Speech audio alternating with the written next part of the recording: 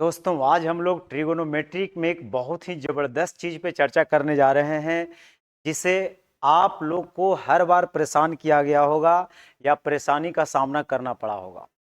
यानी ट्रिगोनोमेट्री में जो वैल्यू होता है जैसे 30 डिग्री 60 डिग्री 45 डिग्री का, और ये सब में काफ़ी कन्फ्यूजन होता है। कितना रट्टा लगाने के बाद भी याद नहीं होता है, और याद हो भी जाता है तो फिर भी कन्फ्यूजन बना हुआ रहता है। लेकिन आज ये एक ऐसा लेक्चर है जिसमें न तो मैं कोई ट्रिक बताने वाला हूँ कि इस ट्रिक से आप याद कर लेना, उंगली पे लिख करके इस तरह से याद कर लेना। क्योंकि एक चीज़ आप मान कर चलिए कि जिसको भी आप याद कीजिएगा ना, उसको एक दिन जरूर भूल जाइएगा।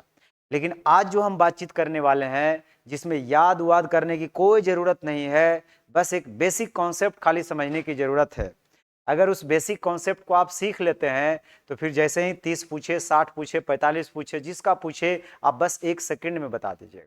यानी आप कभी भी नहीं पढ़े हैं वैल्यू वगैरह, फिर भी आज के बाद आप उसका मास्टर बन जाइएगा। तो इसके लिए इंतजार है आपको समझने का, दो छोटे छोटे बातों को सीखने का। तो मैं क्या करता हूँ, यहाँ पे एक ट्रायंगल पे विचार पहले करता हूँ, ट्रिक बताऊंगा, लेकिन उसके लिए थोड़ा सा आप पेशेंस रख के मेरे साथ बने रहिए। जैसे अगर मैं बोलूँ ए बी सी एक ट्रायंगल है, ठीक है। और कोई भी ट्रायंगल में होता क्या है मेरे दोस्त, 3 एंगल होता है, और खासकर राइट एंगल ट्रायंगल में ट्रिगोनोमेट्री अप्लाई होगा।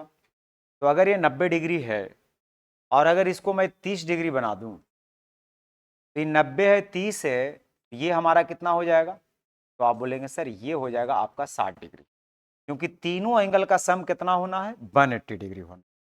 तो 30 के सामने वाले साइड को अगर हम x मान लेते हैं तो 60 के सामने वाला साइड याद रखिए हमेशा जो है √3x होगा, ठीक है। और 90 वाला जो होगा वो कितना हो जाएगा? 2x होगा। यानी जब आप रेशियो करिएगा ना 30 का, 60 का और 90 का, ये तीनों का जब आप रेशियो करिएगा तो 30 के सामने वाला साइड अगर x है तो 90 के सामने वाला 60 के सामने वाला जो साइड होगा वो √3x होगा, और 90 सामने वाला 2x होगा, और x x कट जाएगा। यानी 1√3 और 2 का रेशियो आएगा।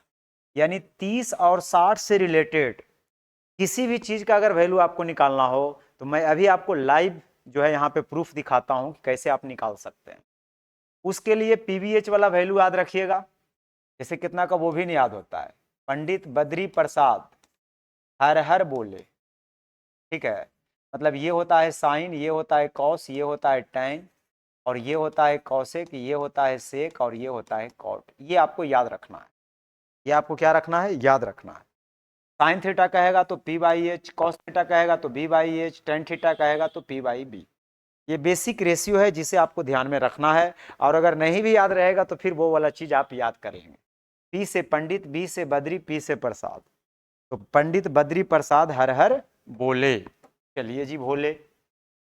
अब आपको अगर मैं पूछ लूं कि आप मुझे बताइए साइन 30 डिग्री का वैल्यू कितना होगा, तो साइन 30 डिग्री होता है p/h।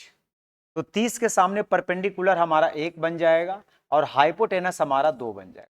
कहिए इतना तो कम से कम देखना पड़ रहा है। ये भी नहीं देखना पड़ेगा आपको, ये भी आपको नहीं देखना पड़ेगा। देखिए कैसे, अगर आप 30 डिग्री और 60 डिग्री को ध्यान में रखते हैं और 90 डिग्री को ध्यान में रखते हैं, 30 के सामने 1 तो 60 के सामने √3 और 90 सामने 2।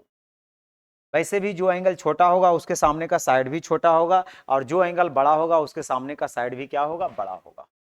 अब अगर हमसे कोई पूछ रहा है कि cos 30 का वैल्यू क्या होगा, ठीक है, याद क्या रखना है कि अगर 30 के सामने परपेंडिकुलर होगा ना तो 60 के सामने बेस हो जाएगा, या 60 के सामने अगर परपेंडिकुलर होगा तो 30 के सामने हमारा बेस हो जाएगा। हाइपोटेनस कभी नहीं बदलेगा, ये बेस और परपेंडिकुलर बदलते रहेगा। तो यहां पर देखिए कि cos थीटा का फॉर्मूला जो होता है p/h, यानी आधार बटे कर्ण, वो आपको याद रखना है। ये तो आपको ध्यान में रखना ही पड़ेगा। तो 30 के सामने, तो एंगल के सामने हमेशा परपेंडिकुलर होता है, तो 30 के सामने अगर परपेंडिकुलर होगा, ठीक है, तो हमें तो चाहिए बेस। तो हमारा अगर ये परपेंडिकुलर होगा तो बेस कौन होगा? √3, और हाइपोटेनस कौन होगा? 2, यानी √3/2। और अगर अभी आपको कंफ्यूजन हो रहा है तो फिलहाल अभी आप एगो ट्रायंगल बना के बार बार लिखिए। इससे क्या होगा ना कि आप सीख जाइएगा। 30 के सामने 1, 60 के सामने √3 और 90 सामने 2। अगर आपसे मैं पूछ दूं tan 30 डिग्री का वैल्यू बताइए, तो tan theta p by B, तो 30 के सामने परपेंडिकुलर 1 और बेस हो जाएगा √3, बस हो गया। मैं आपसे पूछ दूं कि बताइए जी cot 60 डिग्री का वैल्यू क्या होगा, तो tan थीटा होता है p बाई बी, यानी cot theta b by P, तो 60 के सामने परपेंडिकुलर हो जाएगा, तो बेस हमारा कौन हो जाएगा 1, और परपेंडिकुलर कौन हो जाएगा √3। समझ रहे हैं ना। तो इस तरह से 30 और 60 का किसी का भी पूछेगा तो आप जल्दी जल्दी बताते चलिएगा। तो चलिए फिर से बताइए, फिर से याद रखिए, अगर मैं इसको 30 बना दूं तो आइए, अगर 60 है और ये 90 है, तो 30 के सामने 1, तो 60 के सामने √3 और 90 सामने 2। एंगल बढ़ा तो उसके सामने का साइड भी बढ़ा। मैं अगर आपसे पूछ दूं कि कौसेक 60 बताइए क्या होगा, तो कौसेक थीटा होता है h बाई पी, एंगल के सामने हमेशा परपेंडिकुलर होगा, तो 60 के सामने ये परपेंडिकुलर अगर होगा तो ये हो जाएगा √3, तो हाइपोटेनस हमारा क्या हो जाएगा 2, यानी 2/√3। आपको याद करने की जरूरत नहीं है, आप इस तरह से अगर करिएगा तो कभी भी आपको याद करने की जरूरत नहीं है। मैं पूछूं सेक 30 का वैल्यू, तो cos theta b by H, तो h बाई बी हो जाएगा। हाइपोटेनस तो बदलता ही नहीं है, बेस 30 अगर ले रहे हैं एंगल, तो इसके सामने वाला ये साइड परपेंडिकुलर हो जाएगा, तो बेस हमारा कौन हो जाएगा √3। बस आंख बंद करके आप बना दीजिएगा, कभी आपको दिक्कत होने वाला नहीं है। तो 30 और 60 का रेशियो हमने बता दिया। अब हम बताते हैं 45 डिग्री का रेशियो कैसे करिएगा।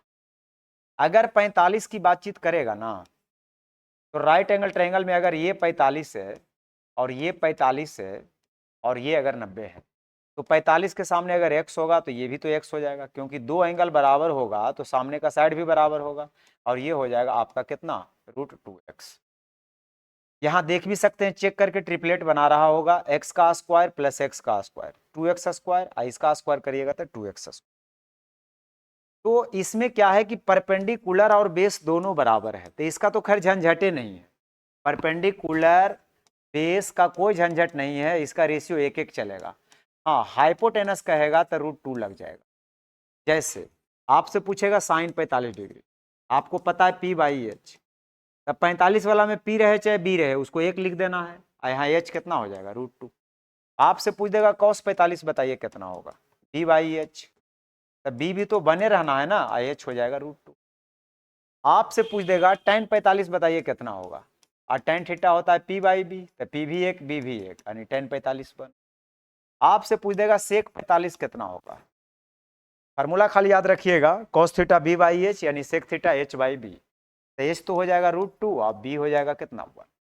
तो आपने देखा कि 30 डिग्री, 60 डिग्री, 45 डिग्री का अक्सर कंफ्यूजन रहता था बच्चों को, और ये वीडियो देखने के बाद आप 2 सेकंड में, 1 सेकंड में आप वैल्यू को निकाल सकते हैं। तो जल्दी से जल्दी इस चैनल को सब्सक्राइब कर लीजिए, वीडियो को लाइक कर दीजिए, ऐसा ही और देखने के लिए। तो बिल्कुल यूनिक कॉन्सेप्ट था। मिलते हैं अगले लेक्चर में, जल्दी से दोस्तों के साथ भी शेयर कर दीजिए ताकि वो भी सीख लें, वो भी मजा ले सके। बहुत बहुत धन्यवाद।